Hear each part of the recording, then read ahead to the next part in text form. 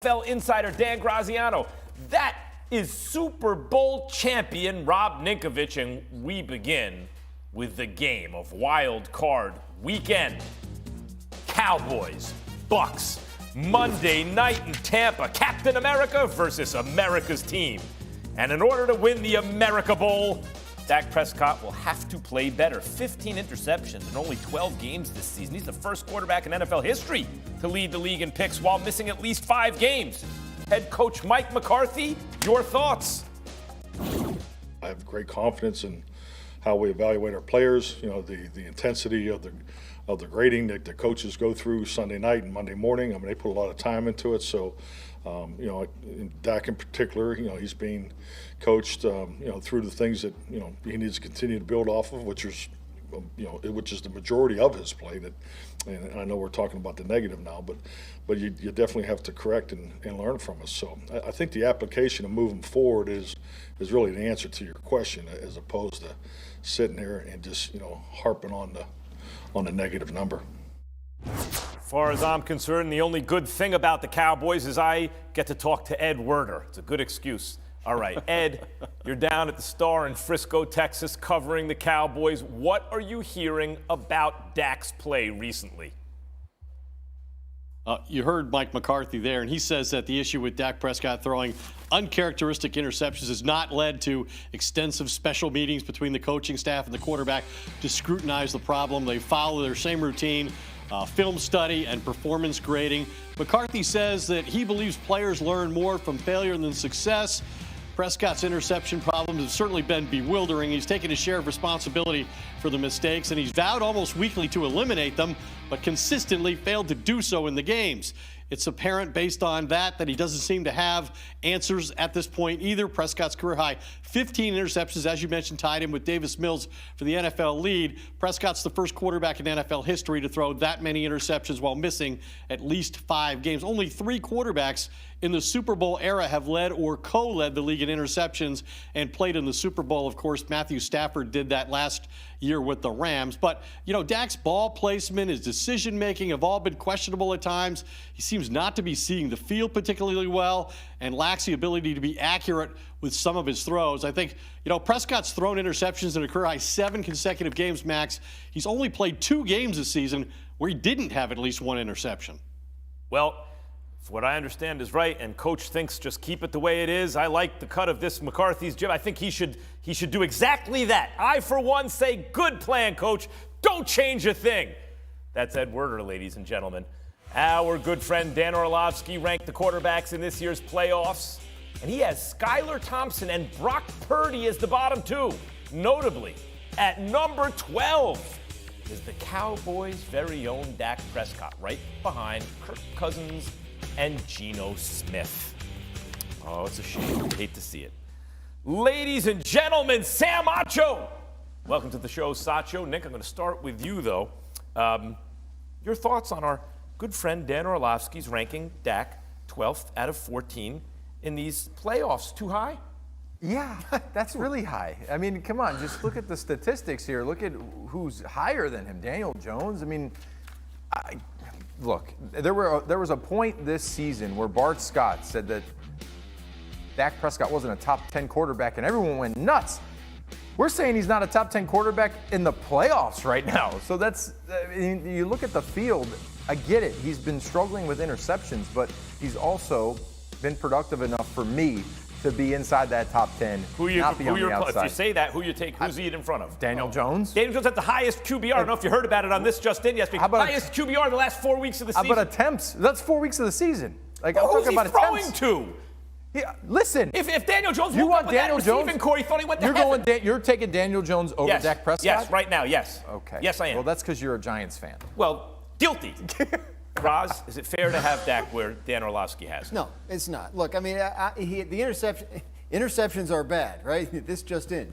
But he has done a lot of good things this year. I mean, like the good with Dak Prescott has been high-level good at times this year, and I don't think you can say that he had a worse year than Trevor Lawrence. I don't think you can say that Daniel Jones was perceptibly better than him this year. I don't think Kirk Cousins had a considerably better year than Dak Prescott did this year. There are plenty of guys right in front of him on that list that he deserves to be ahead of in spite of the interceptions. I understand the point Orlovsky is making, that Dak Prescott is going into the playoffs playing some of the worst football of his career. I agree with that. I don't know why he's throwing interceptions, and if it doesn't stop, they're going to lose. But I think that is too low. But Yes. Sacho, you do, I think, have to weigh not only what has occurred this season, which is what Graz is doing, but also how it's trending, because you're trying to peg how they'll play in these playoffs. Like, what are you getting in these playoffs? And while Dan is right, your whole resume speaks to a level that you really may perform, so does your recent play. So do you expect good or bad Dak Monday night?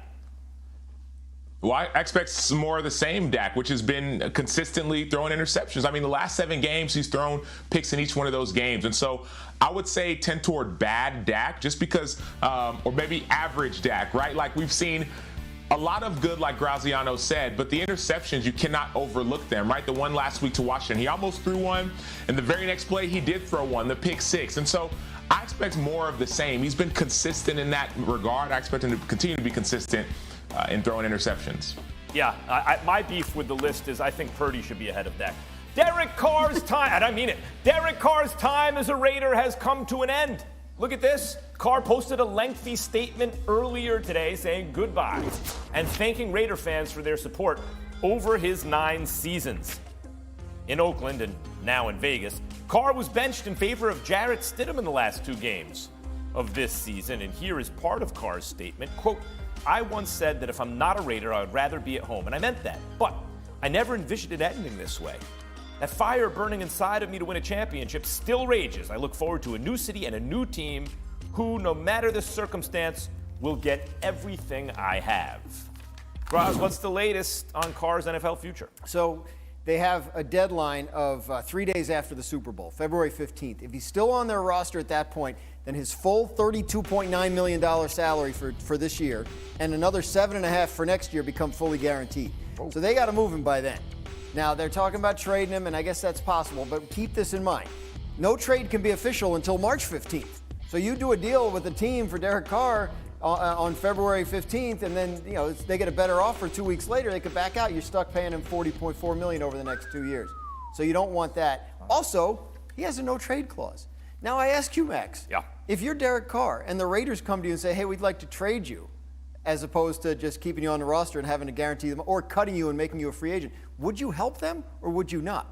Would you not say to the Raiders, no, go ahead and cut me. I'd like to pick my own team and sign as a free agent somewhere. I don't understand how they're going to be able to trade him unless he's willing to do them that favor, and I don't understand why he would be. And if you do them that favor, whatever team you go to is necessarily weakened by the resources Correct. they had to trade. And for in no order good to get reason. You could just sign with that team once the Raiders cut you, which they're going to have to if you don't let them trade you. He may want to signal to the league, though, that he's a solid citizen. He has he's all right leadership there. skills and all this. Solid citizen. Yeah. He's made a pretty good penny here.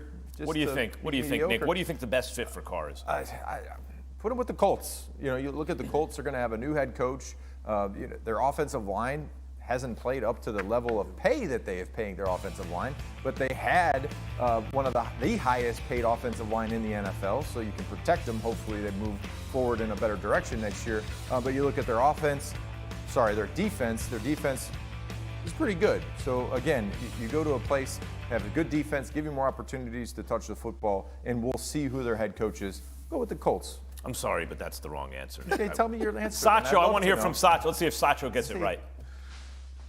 I mean, I think it's the Jets. I really do. And I think a couple reasons. Number one, the Jets have a dominant defense, not just an okay defense, a really good defense, a top 5 defense, number 4 in points, number 4 in yards. Their offense is what was struggling. They were the 29th ranked offense. So all you need, and you heard Woody Johnson say it, all you need is a quarterback. And so, yes, you have Zach Wilson on your roster, but now you can get a veteran who's played the game. Last year was top 5 in passing yards. This year, of course, with the new coach, didn't have as much success, but still threw for over 3,500 yards. Get a quarterback like that into the Jet system, then you cut down on those interceptions, right? 14 this year, 14 last year. Cut down on those picks. You have a new offensive coordinator as well in New York. All of a sudden, you have a top 5 defense and an offense that is trending in the right direction. So I think New York Jets is the right fit. Roz, would you like to be wrong like Ninko or right like Sacho, or would you like to convince us of another option here? I don't know that I'd want to bring him into this media market. I think he's been a little, like he might be better off somewhere with a little less of a spotlight. Tough in New York? It's Yeah, I pretty think tough. so. It's I pretty think tough, so. right? Tough. Yeah, it's pretty tough. That said, my pick is not exactly a small media market. I would put him on the Washington Commanders. I think I like their defense as well, and I think there's some really good weapons at the wide receiver position around him there. I think that's a fit. They're looking for somebody as well. This is amazing, the number of different teams. You could list a fourth. I know you're not going to, but I'm sure there's a fourth team that you could list that would be just as realistic. Yeah, the reason the Jets are the best pick is because that is a Super Bowl level defense. And defenses have a generation, would be about 5 years where they're really performing together. Maybe even on the outside, 5 years, they just burnt one of those years. They have offensive weapons. They have a good coaching staff. Derek Carr checks every box, not at a super high level, but he has size, he's mobile enough, he has an arm, he has experience, he has leadership qualities. He's every single thing that you would think, if only a guy like that were on the Jets, they could win a Super Bowl maybe. They'd be in contention. That's how much talent they got on the team. The same thing we were saying before the Raiders started their season, though? Well, we learned more about them. Yeah, we thought they were talented. Yeah. But we